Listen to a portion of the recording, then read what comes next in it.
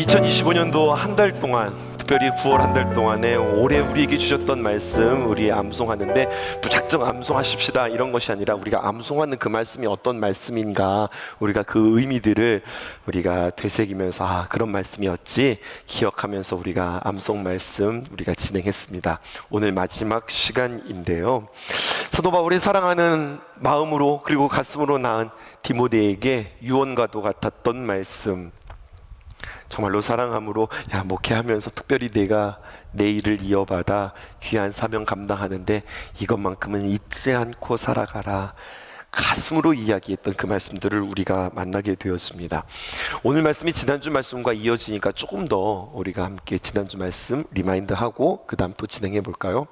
두 가지였는데요, 첫 번째는 4장 1절을 통하여서 하나님 앞과 살아있는 자와 죽은 자를 심판하실 그리스도 예수 앞에서 그가 나타나실 것과 그의 나라를 두고 엄히 명하노니, 이 말씀을 통하여서 우리가 신앙생활 잘한다는 것, 사명을 잘 감당한다는 것, 그것은 바로 우리가 하나님 시선 앞에 있다, 코람데오, 이거 잊지 않고 살아가는 것이라 우리가 함께 나누었습니다. 여러분 페이스북 하실까요? 혹은 여러분들 인스타 하실까요? 우리의 근황을 올린 뒤에 우리는 그냥 근황을 올릴 뿐만 아니라 우리는 무심코 혹은 때로는 집중해서 좋아요가 몇 번이 눌렸는지, 조회수가 몇 명이나 되었는지, 누가 왔다 다녀갔고 흔적을 남겼는지, 무심한 것 같지만 사실은 유심합니다. 관심 많이 갖고 있습니다. 오늘날 나와 너와의 관계를 어떻게 측량하고 있냐면 친구 수, 또 팔로워 수, 댓글 수, 좋아요 수, 하트 순으로 계량화한다고 할까요? 마치 나에게 남겨진 그 숫자가 나의 존재감을 대변하는 것처럼 느껴지고, 그리고 그러한 문화와 그러한 분위기 속에서 우리가 살아갑니다. 지난 9월 23일 화요일이었는데요, 여러분 카카오톡 보고 좀 깜짝 놀라지 않으셨어요? 카카오톡이 확 바뀌어 버렸어요. 15년 만에 개편했다고 했는데 다들 난리가 났어요. 별로라고. 이게 인스타인지 아니면 이게 SNS인지 잘 모르겠다고 그렇게 되었어요. 친구 목록이 쭉 있었던 거, 저 개인적으로는 우리 교회 다 옮기시는 분 계신가? 하여튼 제 마음은 그래요. 친구 목록이 그냥 쭉 나열되어지는 것에서 벗어나서 내가 올린 사진, 배경화면, 게시물들이 마치 인스타처럼 한 번에 쭉 나열되어지니까 또 하나의 그냥 또 다른 인스타 같은 느낌들이 드는 겁니다. 이게 무슨 말이냐면, 내가 의도하든 의도하지 않든 나도 모르는 사이에 계속해서 끊임없이 내 자신들이 노출되어지고, 문화가 자꾸 노출되어지는 문화로 우리가 몰아가고 있는 거예요.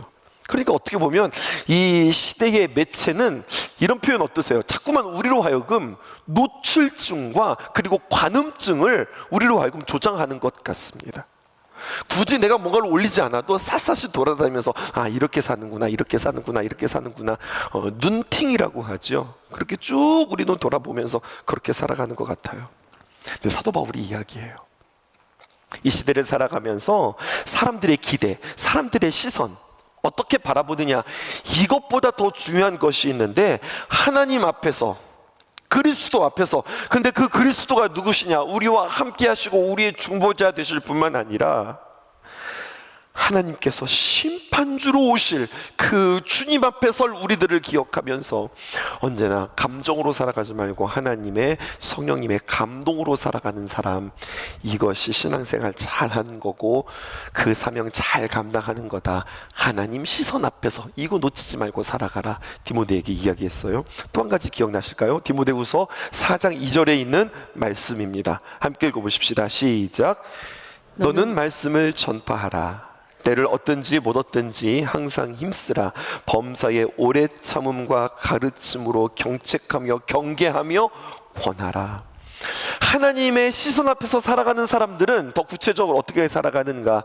하나님의 시선 앞에 있다, 그것을 인식하는 것뿐만 아니라 내가 늘 접하는 것이 무엇인가, 늘 가까이 하는 것이 무엇인가, 접하고 가까이 하고 보고 듣는 것, 그것이 결국 나를 결정한다고 하는 거예요. 근목자 흑이라고 하는 말이 있습니다. 여러분, 가까이 먹을 가까이 하면 내가 검을 수밖에 없는 거죠. 그렇게 나의 주변에 있는 것들을 잘 돌아보며 내가 가까이 해야 할 것과 멀리 해야 할 것 분명히 분별하고 구별하면서 살아가라. 이거 디모데에게 고면했던 이야기예요. 이게 지난주 말씀이었거든요. 그러면서 오늘 말씀이 지난주 말씀에 이어서 두 가지 이야기하고 마무리되어집니다. 첫 번째, 이 시대를 살아갈 때에 그러니 가까이 해야 할 것과 멀리 해야 될 것, 이 시대를 분별하는 지혜로운 마음을 주님 앞에 구하면서 살아가라. 우리에게 이렇게 이야기해요. 오늘 암송 말씀 시리즈 마무리하면서 이제까지 우리가 쭉 살펴보았던 암송 말씀 전체를 살펴보았을 뿐만 아니라 디모데전서, 디모데후서들을 쭉 다시 한번 보는데 이런 게 있네 라고 하는 새로운 발견이 있었어요. 사도 바울이 서신서를 쓰는데 바울 서신이 신약성경의 모두 13권입니다. 로마서로부터 시작되어져서 어디로 끝나게 되어지냐면 빌레몬서로 끝나게 되어지거든요. 13권이에요. 많죠. 그런데 이 사도 바울의 서신서를 보게 되어지면 늘 한결같이, 전 이걸 고집스럽다고 이야기하고 싶은데 그의 인사만큼은 늘 똑같았어요. 그것은 무엇이냐? 예수 그리스도의 은혜와 평강입니다. 한 번도 빼놓지 않고 인사할 때마다 예수 그리스도의 은혜와 평강, 이것으로 고집스럽게 성도들에게 편지하면서 다양한 인사말이 있을 수 있잖아요. 근데 다 포기하고 항상 이렇게만 인사했어요. 몇 가지 확인해 볼까요? 로마서 1장 7절에 있는 말씀입니다. 로마에서 하나님의 사랑하심을 받고 성도로 부르심을 받은 모든 자에게 하나님 우리 아버지와 주 예수 그리스도로부터 함께 시작, 은혜와 평강이 원하노라. 또 고린도전서 1장 13절에 있는 말씀, 하나님 우리 아버지와 주 예수 그리스도로부터 시작, 이제 어떻게 하셔야 되는지 아시겠죠? 고린도후서 1장 2절, 하나님 우리 아버지와 주 예수 그리스도로부터 은혜와 평강이 있기를 원하노라. 갈라디아서 1장 3절, 우리 하나님 아버지와 주 예수 그리스도로부터 은혜와 평강이 있기를 원하노라. 에베소서 1장 2절, 하나님 우리 아버지와 주 예수 그리스도로부터 은혜와 평강이 너희에게 있을지어다. 빌립보서 1장 2절, 하나님 우리 아버지와 주 예수 그리스도로부터 은혜와 평강이 너희에게 있을지어다. 이제 그만할까요? 이런 식으로요, 여러분, 골로새서, 데살로니가 전서, 데살로니가 후서, 디도서, 빌레몬서, 사도 바울의 서신이 다 똑같습니다. 하나님의 은혜와 평강이 너희에게 있을지어다. 그런데 다른 인사가 있습니다. 어떤 인사냐? 디모데 전서, 디모데 후서만큼은 인사가 달랐어요. 어떤 인사인가 확인해 볼까요? 디모데 전서 1장 2절에 있는 말씀입니다. 믿음 안에서 참 아들 된 디모데에게 편지하노니 하나님 아버지와 그리스도 예수 우리 주로부터 은혜와 평강이 내게 있을지어다 뿐만 아니라 하나가 더 들어온 거 확인되십니까? 뭘까요? 긍휼이라는 겁니다. 유일합니다.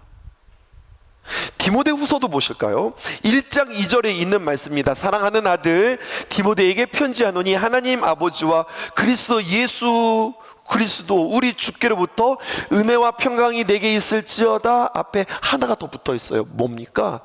긍휼입니다. 이 긍휼이라고 하는 이 단어를 세번역, 또 쉬운 성경에서는 이 단어를 긍휼이라고 하는 단어 대신에 자비라고 하는 말로 대신했더라고요. 궁금했습니다. 왜 디모데 전서, 디모데 후서에만 은혜와 평강, 늘 그가 했던 인사에 여러분 긍휼이라고 하는 단어가 추가되었을까? 그리고 그 해답을 오늘 본문에서 찾을 수 있었습니다. 3절 보실게요. 때가 이르리니 사람이 바른 교훈을 받지 아니하며 귀가 가려워서 자기의 사욕을 따를 스승을 많이 두고, 여기에서 긍휼이라고 하는 단어가 들어간 이유를 발견한 거예요. 발견되세요? 잘 모르시겠죠? 때가 이르리니 라고 표현되어져 있지만 영어 성경에 보니까요, 어떻게 표현되어 있냐면 for라고 하는 단어가 기록되어져 있습니다.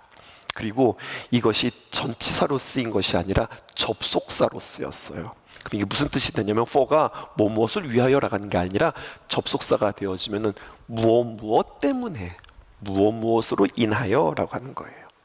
그러니까 이게 어떤 뜻이 되어지냐면 사람들이 바른 교훈을 받지 않고 귀가 가려워서 자기의 사욕을 따를 스승을 많이 주는 때가 오기 때문에 너는 자비, 긍휼의 마음을 놓치지 않고 살아가야 된다. 이 이야기를 하는 거예요. 여러분 이거 아주 중요한 표현입니다. 조금 더 우리 해석을 해볼까요? 3절에 보니까 귀가 가려워서라고 하는 표현이 있는데요. 이거 구분해 보세요. 귀가 가려워서와 귀가 가리워서. 부끄럽지만 전 이제까지 이 말씀을 읽을 때요, 이거 원어로 보지 않고 그냥 성경으로 쭉 읽을 때 보면 어떻게 읽었냐면 귀가 가리워서, 아이고 이게 귀가 막혔구만, 귀가 트이지 않아서 귀가 막혀서 하나님의 말씀을 잘 못 들었구만 생각했는데 가만히 보니까 가리워서가 아니라 가려워서예요. 가려운 거예요. 여러분, 이 가렵다, 귀가 간질간질하다라고 하는 말인데요. 그래서 이거 자꾸 귀가 가려워, 이래서 이게 짜증난다, 불편한다, 이게 아니라 귀가 가려워서 좋다는 말이에요. 아니 귀가 가려운데 왜 좋을까요? 이런 거예요. 솔솔 긁어주니까 말입니다. 여러분, 그렇게 나를 만족시키는 말들이라고 하는 뜻입니다. 사람들이요, 이 땅에 살아가면서 수많은 말들을 들어가면서 살아가는데 달콤한 말, 또 내가 뭔가 지금 하고 싶은 게 있거든요. 근데 내가 하고 싶은 그 마음에 동의해주는 말, 이것이 얼마나 가려운 말, 나의 마음을 살살 긁어주면서 나를 얼마나 북돋아주는 말인지 모릅니다. 오늘 우리가 살아가는 이 세상은 우리로 하여금 하늘을 바라보지 못하도록 합니다. 오늘 성경에 보니까 스승을 많이 둔다고 했어요. 여러분, 스승을 많이 둔다고 하는 이야기는 뭘까요? 내게 선생님을 많이 둔다. 그 마음속에 배우고자 하는 마음이 있는 거예요. 얼마나 좋아요. 내가 이 땅에 살아가면서 배우고자 하는 마음이 있다, 이것은 좋은데, 그런데 어떤 배우고자 하는 마음이 있느냐? 그냥 나를 아무것도 없는 상태에서 나는 부족합니다, 내가 듣고 싶습니다, 나에게 말씀해 주십시오, 주의 종이 듣겠나이다, 이게 아니라 결정했어요. 내가 듣고 싶은 게 있어요. 내가 원하는 것들이 이미 나에게 있어요. 그리고 나의 구미에 맞는 스승들을 찾아다니면서 마지막 때에 때가 이르리니 사람들은 하나님 앞에 말씀을 듣는 것이 아니라 내가 마음을 정하고 내가 필요한 정보들을 찾아 좋다 이러면서 살아간다는 거예요. 그러니 나의 구미에 맞는 정보들로 채워가니 바른 교훈, 참된 지혜는 부족하며 하나님에 대한 경건과 그리고 삶을 향한 진중함은 잊어버리고 살아가게 되어진다는 거예요. 여러분들과 처음 만났을 때 2022년도 우리가 여러분들과 함께 만나서 암송했던 말씀 기억나세요? 시편 19편 1절부터 우리가 암송했었는데, 우리 1절부터 4절 교독해 볼까요? 하늘에 하나님의 영광을 선포하며 궁창이 그의 손으로 하신 일을 나타내시는도다. 2절, 날은 날에게 말하고 밤은 밤에게 지식을 전하니 언어도 없고 말씀도 없으며 들리는 소리도 없으나 그의 소리가 온 땅에 통하고 그의 말씀이 세상 끝까지 이르도다. 하나님의 해를 위하여 하늘의 장막을 베푸셨도다. 기억나시죠? 맞아, 우리 이거 말씀 암송했었지. 기억나시죠? 여러분들, 이 말씀이 어떤 말씀인 줄 아세요? 세상에 가득 찬 하나님의 숨결, 하나님께서 곳곳에서 하나님의 말씀, 하나님의 마음들을 새겨두셨다고요. 그런데 그것들에 대하여서 일도 하나님의 숨결을 느끼지 못하는 이들에게, 여러분, 그런 사람들에게 세상은 어떤 세상이 되느냐? 납작한 세상이다, 이렇게 이야기하고 싶어요. 납작한 세상이면 어떻게 되는 줄 아세요? 깊이가 없어요. 높음이 없어요. 사람이 그 마음 가운데 삶의 깊이와 삶의 크기를 만날 수 없이 그냥 평평하게 살아가는 거예요. 그러기에 시대를 분별하고 시대의 사명을 아는 사람들은 하나님의 은혜와 평화, 평강뿐만 아니라 우리가 구해야 할 것이 있으니 그것은 바로 무엇이냐? 자비라고 하는 겁니다. 하나님의 신비, 하나님의 숨결에 눈 뜨지 보지 못한 이들에게 우리는 자비의 마음으로, 긍휼의 마음으로 끊임없이 그들에게 권하고 그들에게 가르치는 일들을 멈추지 말아야 된다는 거예요. 디모데야, 네가 이 땅에 살아가면서 때가 이르리니, 어떤 때입니까? 사람들이 하나님의 말씀을 듣지 않는 때, 자신이 좋아하는 것만 찾아다니는 그때, 하나님을 거절하고 자신의 욕망을 따라 살아가는 그 사람들이 하나님의 말씀을 좋아할 일이 없으니 너는 실망하지 말고, 또 4절 보실까요? 또 그 귀를 진리에서 돌이켜 허탄한 이야기들을 따르리라. 네가 그렇게 수고하고 애써서 하나님의 말씀을 전했을지라도 사람들이 진리로 돌이키는 것이 아니라 진리에서 돌이켜 세상으로서 나아가는 일들이 많이 있게 되어질 거야. 그렇게 너가 수고했음에도 불구하고 하나님께로 돌아오지 않고 세상으로 물풀이 흩어져 나갈 때 실망하지 말고, 낙심하지 말고, 원망하지 말고, 여러분 이런 마음들이 점점 커지면 어떻게 되는 줄 아세요? 배신감 느끼지 말고, 에이, 됐다, 여기까지다, 그냥 여기서 우리는 여기까지인가 보다, 포기하지 말고, 또 그냥 멈추지 말고 은혜와 평강뿐만 아니라 긍휼과 자비의 마음을 구하라고 사도 바울에게 권하고 있어요. 세상은 그런 거지, 이 세상을 이해하면서 말이죠. 이 말을 좀 더 여러분들에게 설명해 볼게요. 여러분, 소하고 사자하고 결혼했대요. 소는 아내, 그리고 사자는 남편. 이들이 오랜 사랑 끝에 결혼을 했습니다. 단순한 우화니까 어떻게 결혼할 수 있느냐, 어찌 그렇게 할 수 있느냐, 우기지도 말고 따지지도 말고 그냥 한번 잘 들어보세요. 소와 사자가 결혼했대요. 아내인 소는 남편인 사자에게 정성껏 음식을 차려줍니다. 상 위에는 언제나 신선한 건초가 놓여있을 뿐만 아니라 그 남편 사자를 위해서 언제나 유기농 건초더미를 준비했대요. 이 사자는 그 건초가 너무 싫었지만 아내의 정성을 보아서 열심히 건초더미를 먹어주었답니다. 어느 날 오래간만에 사자가 다시 맨날 밥 짓는 거 너무너무 수고하니 오늘은 내가 밥을 한번 지어볼게요. 당신을 위해서 내가 정성스러운 식탁을 차려보겠습니다. 밥을 차렸대요. 남편 사자가 아내 소를 위해서 차린 밥상은 신선한 살코기, 아주 그냥 얼마나 신선한지 그냥 김이 모락모락 나는 살코기를 준비했다는 겁니다. 아내 소는 너무 싫었대요. 그래도 남편이 정성껏 준비해 준 거라 생각하고 이 소가 말입니다, 살코기를 우적우적 씹어 먹었대요. 이 둘의 사랑과 아낌에는 정말로 지극과 정성이 담겨져 있었지만 이들이 함께 살아간다는 거 쉽지 않았습니다. 그래서 결국 이 둘은 합의하에 이혼하게 되었대요. 그런데 헤어지면서 아내 소가 이렇게 말했답니다.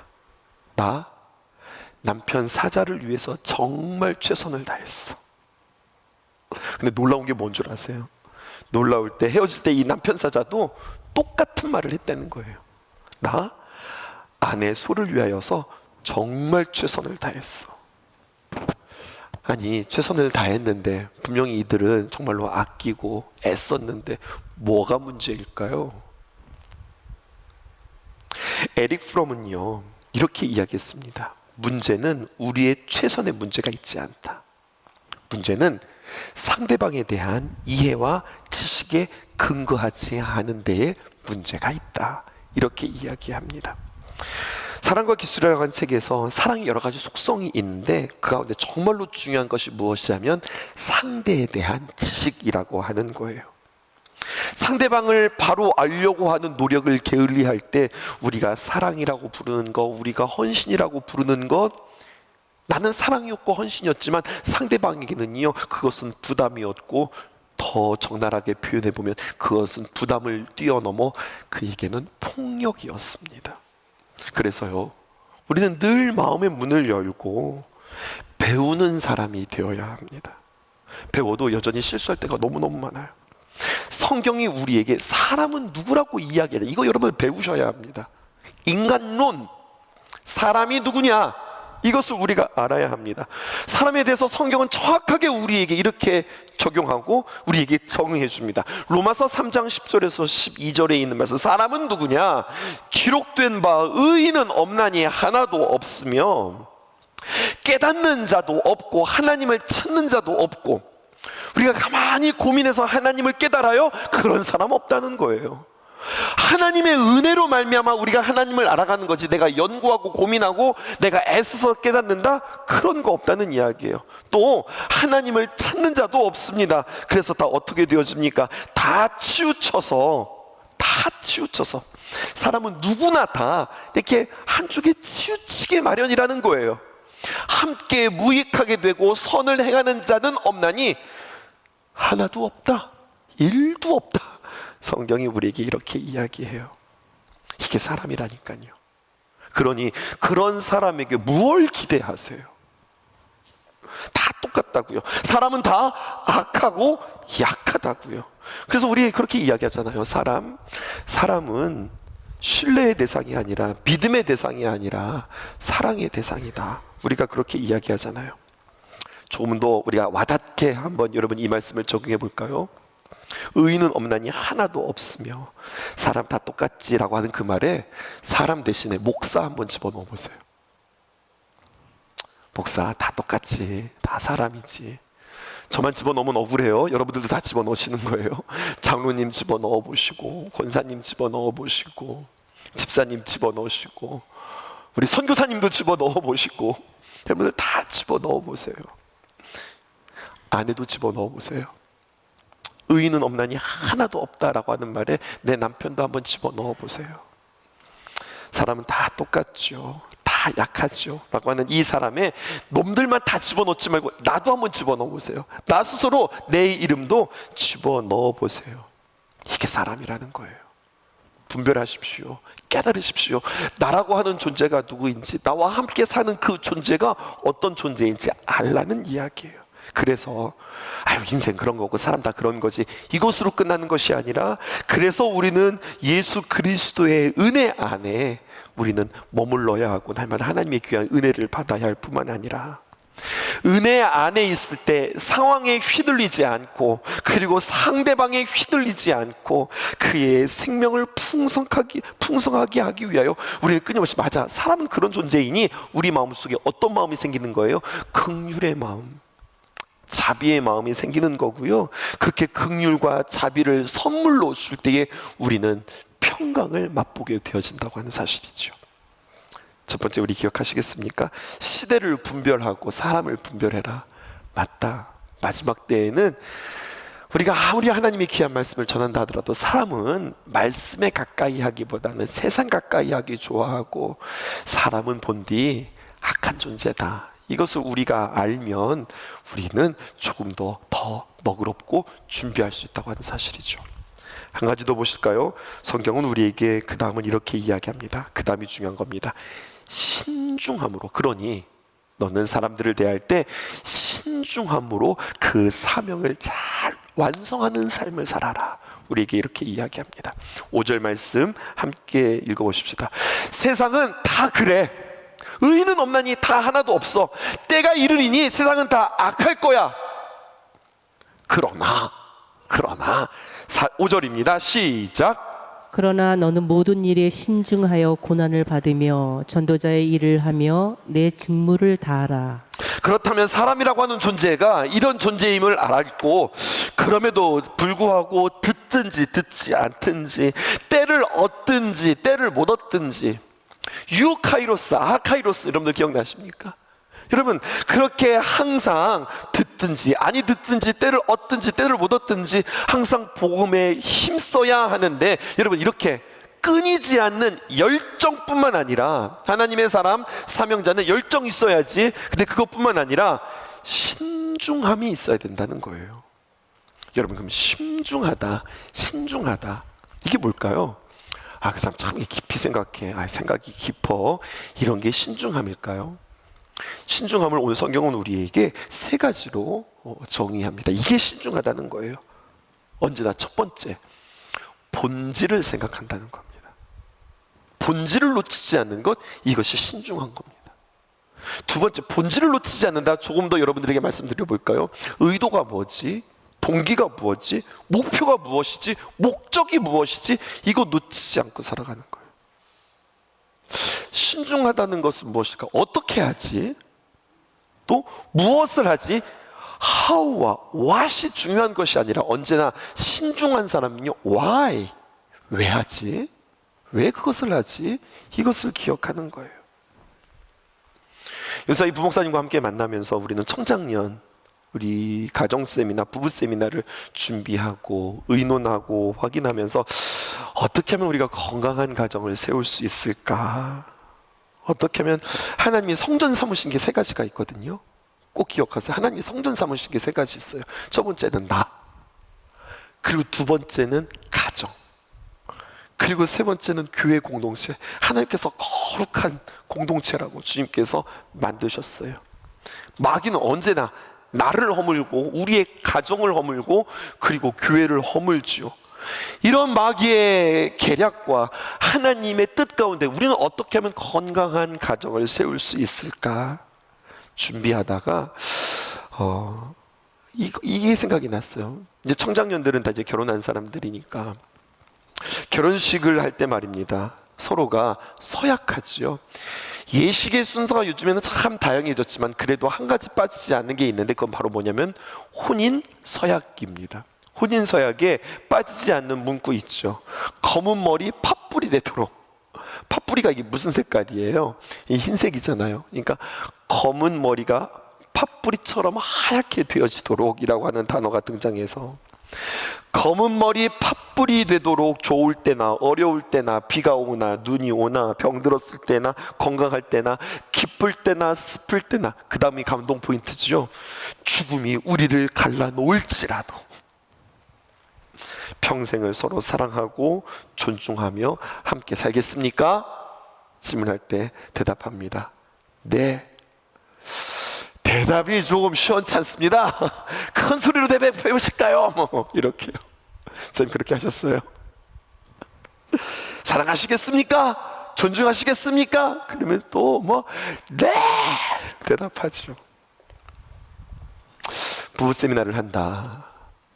어쩌면은요, 그날의 약속, 첫 마음을 잊지 않기 위해서 그 마음 기억하려고 우리가 부부 세미나, 가정 세미나를 준비하는데 참 고난까지는 아니지만 고단하기도 하고 수고스럽고 우리가 여러 가지 많은 분주함들이 있는데 우리가 놓치지 않으려고 그래요. 부목사님과 함께 준비하면서 how to go, 어떻게 우리가 이것들을 준비할까?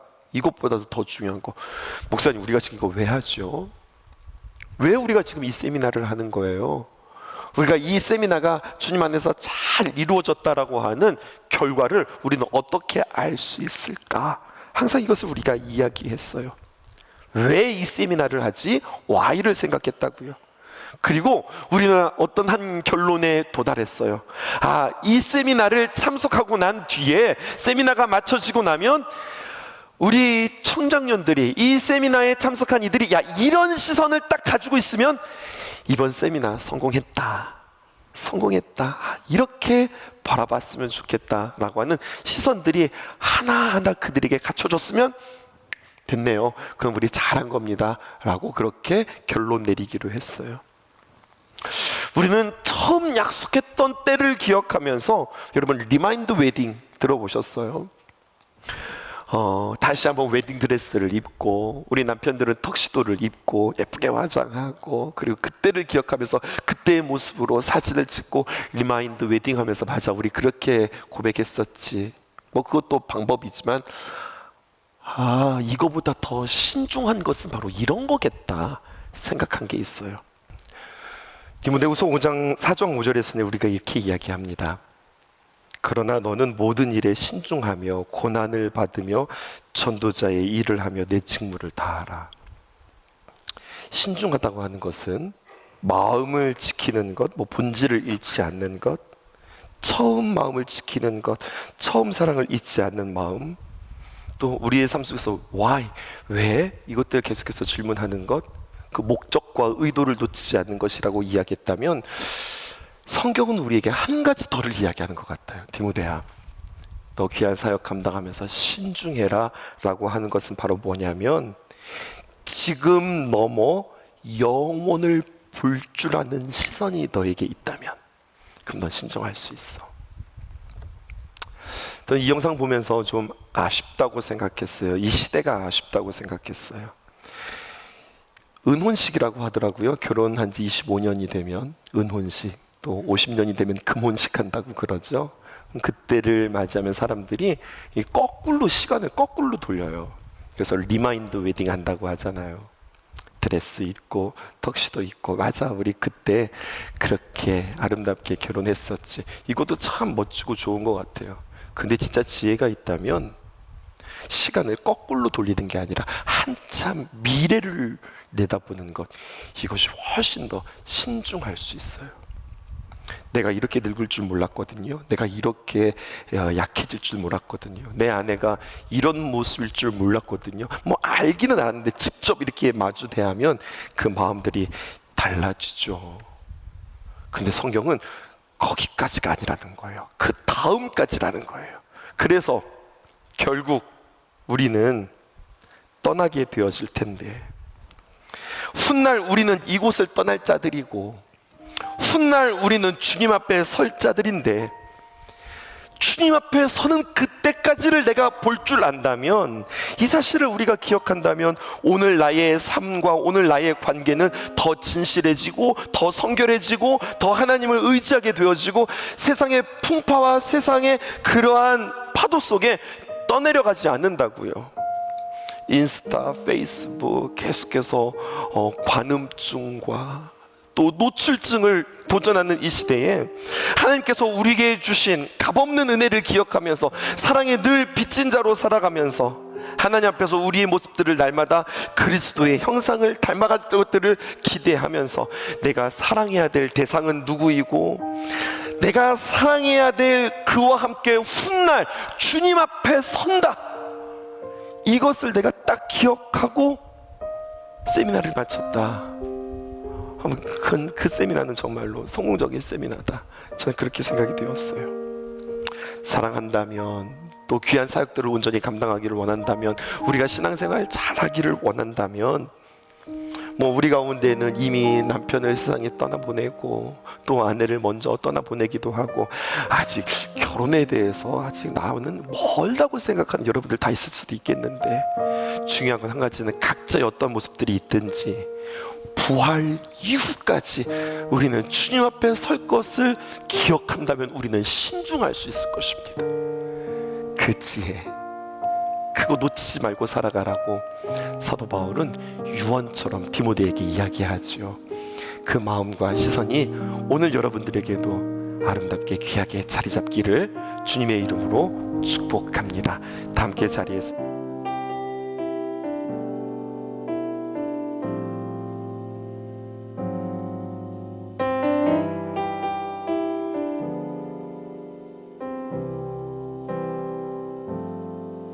나의 피난처 예수 의지해요. 나의 피난처 예수 의지해요. 나의 가는 길에 거센 바람 몰아쳐와도 나의 피난처 예수 의지해요.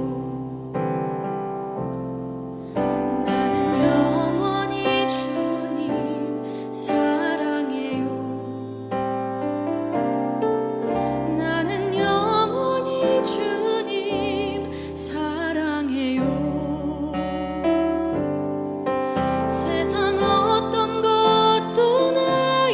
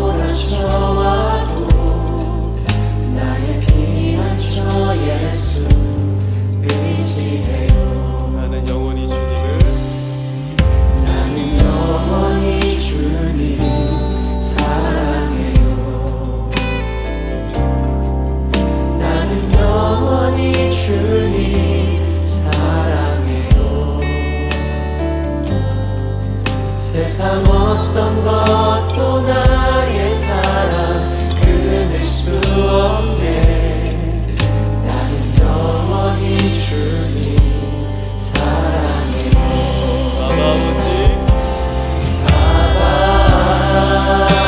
아버지 나를 사랑하시니 나의 모든 것 주께 드려요.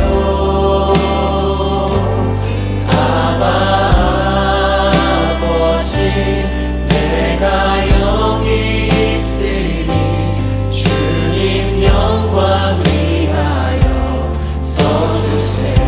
아버지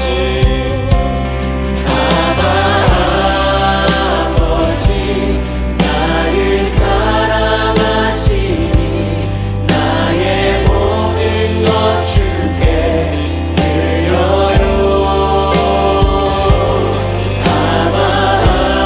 아버지 내가 여기 있으니 주님 영광 위하여 써주세요.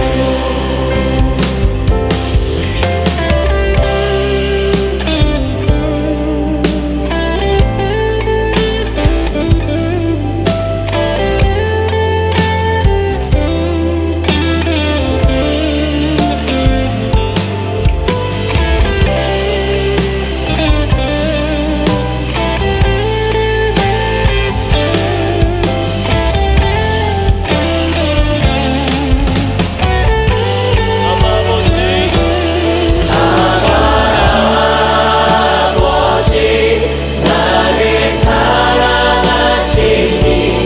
나의 모든 것 주께 드려요.